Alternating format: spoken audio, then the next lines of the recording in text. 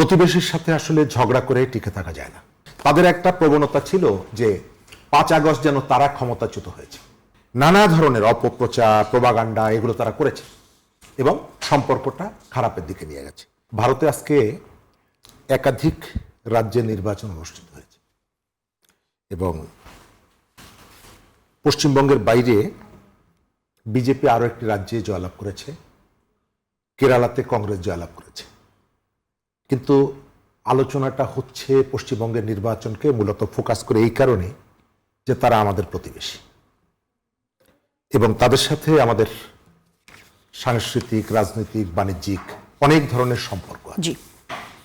স্বাভাবিকভাবে আমরা অবশ্যই চাই যে তাদের সাথে আমাদের আত্মমর্যাদাকে অক্ষুণ্ণ রেখে একটা ভালো সম্পর্ক হবে। প্রতিবেশীর সাথে আসলে ঝগড়া করে টিকে থাকা যায় না। ভারতের সাবেক প্রধানমন্ত্রী অটল বিহারী বাজপেয়ী একটা কথা বলেছিলেন যে তুমি বন্ধুকে পাল্টাতে পারো কিন্তু প্রতিবেশীকে পাল্টাতে পারো না। আমরা প্রতিবেশীকে পাল্টাতে চাই না এবং সেটি সম্ভব না।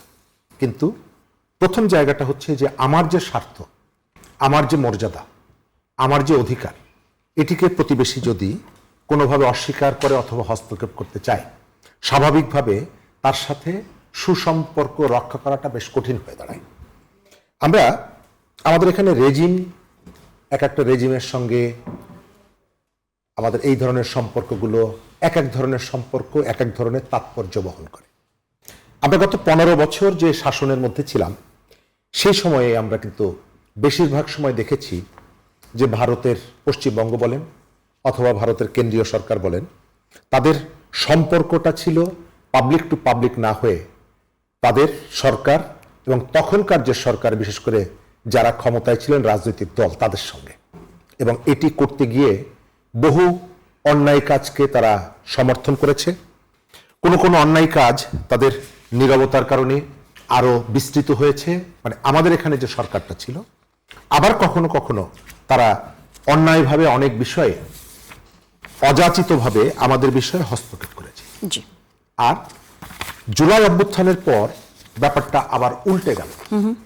এখানে যে একটা বন্ধুত্বপূর্ণ সম্পর্ক এবং মর্যাদার জায়গা থেকে নতুন করে সম্পর্কটা গড়ে তোলার যে প্রয়োজনীয়তা ছিল, আমাদের 1.5 বছরের যারা সরকারে ছিলেন তারা অনুভব করেননি এবং তাদের মেন্টর যারা ছিলেন তারা অনুভব করেননি, বরং তাদের পক্ষ থেকে এক ধরনের উস্কানিমূলক তৎপরতা হয়েছে। ওপার থেকেও বিশেষ করে ভারতের যে মিডিয়াগুলো ছিল গত 1.5 বছর, তাদের একটা প্রবণতা ছিল যে 5 আগস্ট যেন তারা ক্ষমতাচ্যুত হয়েছে এবং বাংলাদেশের বিরুদ্ধে নানা ধরনের অপপ্রচার, প্রোপাগান্ডা এগুলো তারা করেছে এবং সম্পর্কটা খারাপের দিকে নিয়ে গেছে। এবার পশ্চিমবঙ্গে যারা ক্ষমতায় এসেছেন, এটাকে আমি আমার পলিটিক্যাল জায়গা থেকে, আমার দৃষ্টিভঙ্গি থেকে বলবো বিজেপির এক্সটেনশন। মমতা ব্যানার্জির যে তৃণমূল কংগ্রেস, এটি নতুন কিছু না, বিজেপির এক ধরনের এক্সটেনশন। তাদের একজন বর্ষীয়ান নেতা মুকুল রায় বেশ কয়েক বছর আগে একটা অনুষ্ঠানে কথা বলতে গিয়ে তিনি বারবার বলছিলেন যে বিজেপি বিজেপি। তো তার পাশ থেকে একজন বললেন যে বিজেপি বলছেন কেন, তৃণমূল কংগ্রেস বলেন। বললো যে ওই একই জিনিস, যা বিজেপি তাই তৃণমূল কংগ্রেস। আবার এই মমতা ব্যানার্জি কিন্তু বিজেপি সরকারের রেলমন্ত্রী ছিলেন এবং তিনি একাধিকবার প্রকাশ্যে বলেছেন যে তিনি বাংলাদেশে এই প্রভাবটা কেমন পড়বে। বাংলাদেশে এই প্রভাবটা তাদের এক ধরনের উগ্রতা আছে, উগ্র হিন্দুত্ববাদী সংগঠন বলে, হ্যাঁ সেটি আছে। একটা তাদের যে মতাদর্শটা আছে, এবং আজকে যদি আপনি শুভেন্দু অধিকারীর বক্তব্যটা যদি দেখেন, যে ধরনের বিজয়ের পরে এক ধরনের বিনয়ী হতে হয়, কিন্তু তিনি ফলাফল, চূড়ান্ত ফলাফল বের হওয়ার আগেই বলে ফেললেন যে আমাদেরকে হিন্দুরা ভোট দিয়েছে এবং তৃণমূলকে মুসলমানরা ভোট দিয়েছে। অর্থাৎ ফলাফল বের হওয়ার আগে যিনি সেখানের মুখ্যমন্ত্রী হতে যাচ্ছেন, তিনি শুরুটা করলেন ধর্মীয় একটা বিভাজন দিয়ে। এবং এই ধর্মের যে কার্ডটা, এই কার্ডটা সম্ভবত বিজেপি খেলবে।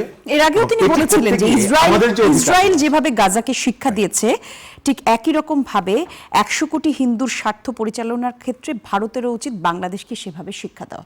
শুভেন্দুই বলেছেন। আমি শুভেন্দুর কতগুলো টেপ, ভিডিও এখন আসছে, তবে আমরা আশা করব যে ভারতের যে কেন্দ্রীয় সরকার আছে, রেসপন্সিবিলিটি পশ্চিমবঙ্গ সরকার যদি প্রতিবেশীদের সাথে কোনো ধরনের অন্তর্ঘাতমূলক কোনো সম্পর্ক তৈরি করতে চায়, তার একটা প্রভাব আমাদের এই রিজিয়নে যেমনিভাবে পড়বে, একই সাথে ভারতের কেন্দ্রীয় যে সরকার তার উপরে পড়বে। সুতরাং কেন্দ্রীয় সরকার যেহেতু একই মতাদর্শের সরকারটা পশ্চিমবঙ্গে বসেছে, তারা এই বিষয়টা বিবেচনা করবে যে প্রতিবেশীর সাথে ওই যে প্রতিবেশী পাল্টানো যায় না, তার প্রতি শ্রদ্ধাটা থাকতে হয়, তার অধিকারটাকে স্বীকৃতি দিতে হয়, এবং নিজের মত চাপিয়ে দেওয়া যে অযৌক্তিক এবং অন্যায় কাজ, আমরা আশা করব যে ভারতের কেন্দ্রীয় সরকার এটি অনুধাবন করবে এবং পশ্চিমবঙ্গে যারা ক্ষমতায় বসবেন তাদেরকে এটি বুঝাতে সক্ষম হবে।